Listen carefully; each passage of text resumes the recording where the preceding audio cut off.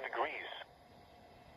The following is an important weather message for the following counties in New York: Shenango, Portland, Delaware, Madison, Onondaga, Otsego, Southern Oneida, and Sullivan. Wind advisory remains in effect from 1 p.m. Monday to 7 a.m. Tuesday. What? Northwest winds 20 to 30 miles per hour with gusts up to 45 miles per hour expected. Where? Onondaga, Madison, Southern Oneida, Portland, Shenango, Otsego, Delaware, and Sullivan counties. When? From 1 p.m. Monday to 7 a.m. Tuesday. Impacts: gusty winds could blow around unsecured objects. Tree limbs could be blown down and a few power outages may result. Additional details: saturated soils from recent snowmelt could lead to a greater chance trees fall.